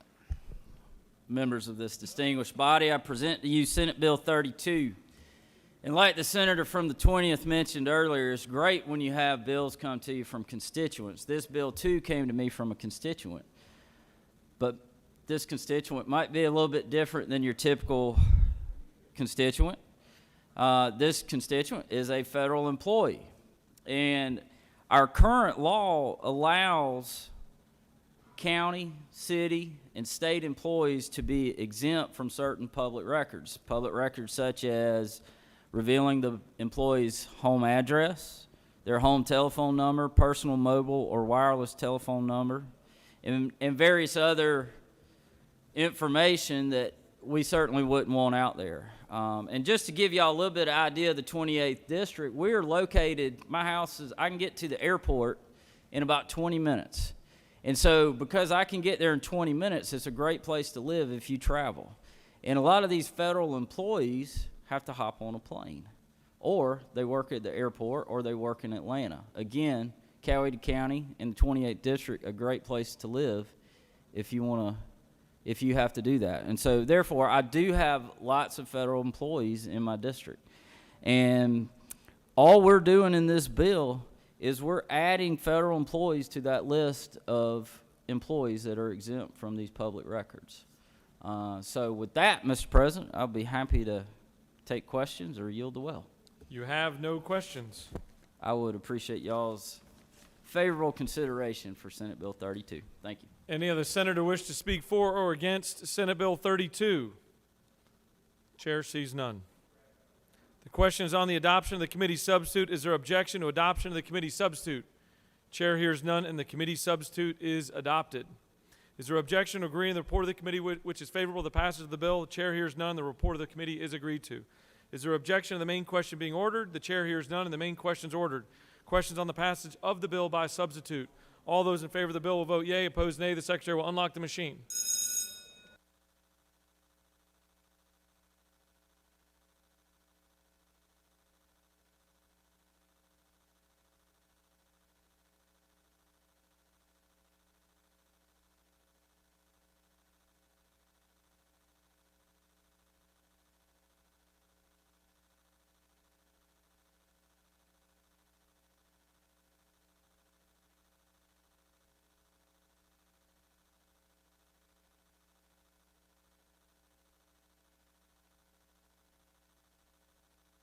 Have all senators voted?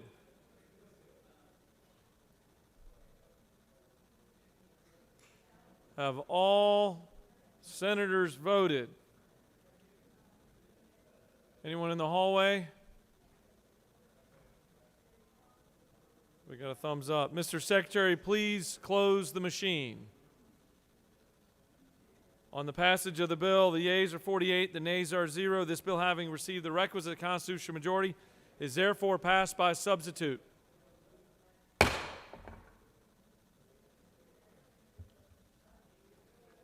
Mr. Secretary, please read the caption of Senate Bill 34.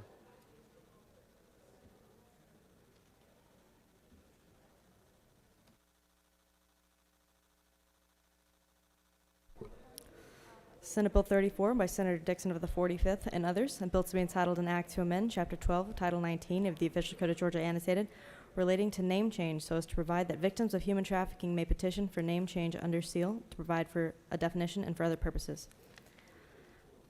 Mr. President, on February 8th, 2021, the Senate Committee on Judiciary recommends that this bill do pass. Respectfully submitted, Senator Strickland of the 17th District Chair. That completes the order, Mr. President. 3 times is a lot, Senator. Chair recognizes the senator from the 45th to present Senate Bill 34. Thank you, Mr. President. I come to the well today to present Senate Bill 34. This is the second part of the First Lady in the governor's bill in regards to human trafficking. This bill allows for victims of human trafficking to petition the court for a name change to request to seal their file. It also allows the court to waive the requirement of publication of said name change if they're determined to be a victim of human trafficking. Finally, it allows for the court to unseal the petition or order a redaction of petition for the public record later on. And I've also, in regards to this bill, had an incident in my district several years ago where a young lady was coerced by a human trafficking gang and was lured to a hotel near 85 in my district, and she was just hours away, and they drugged her, and she was just hours away from being shipped out of the county and the state when our local sheriff's department got a tip and raided the room and saved this young lady. And if this bill would have been law then, it would have been a huge benefit to her and her family, because they ended up having to change their name and moved out of the state because they had fears that this gang or part of this gang would come back, after her daughter. So this bill is near and dear to my heart. With that, Mr. President, I yield the well for questions. You have no questions. I yield the well, Mr. President. Thank you. Thank you, Senator. Does any other senator wish to speak for or against Senate Bill 34? Chair sees none. Is there objection to agreeing to the report of the committee which is favorable to the passage of the bill? Chair hears none. The report of the committee is agreed to. Is there objection to the main question being ordered? The chair hears none and the main question is ordered. Questions on the passage of the bill? All those in favor of the bill will vote yea. Opposed, nay. The secretary will unlock the machine.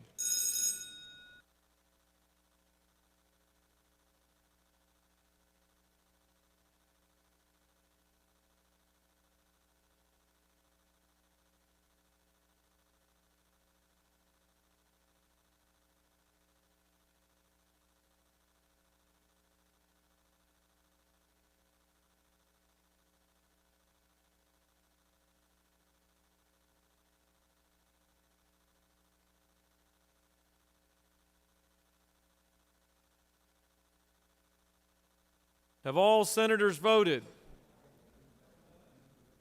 Have all senators voted?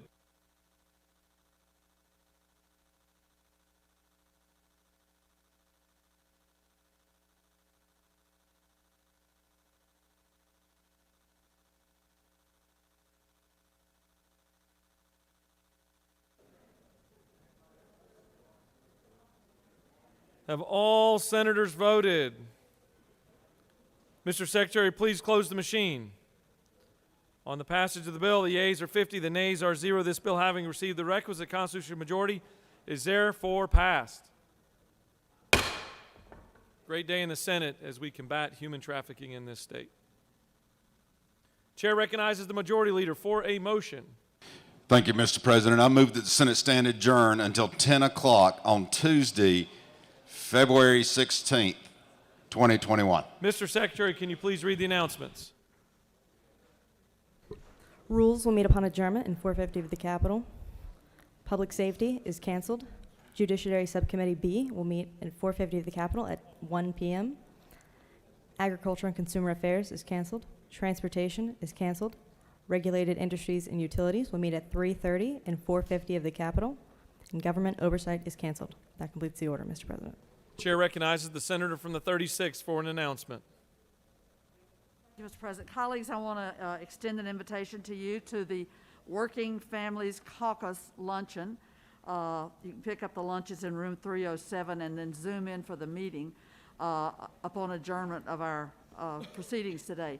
The sponsor is the ACLU of Georgia, and we will be talking about the raft of voting bills that have been introduced in the Senate and in the House so that colleagues can get a thoroughgoing understanding of these bills and their impact. You're welcome to join us. Membership dues are due and payable. Thank you so much. I yield the well. Any other senator wish to make an announcement?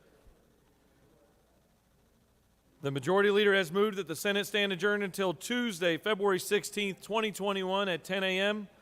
All those in favor of the motion signify by saying aye. Opposed, no. Ayes have it. Senate stands adjourned.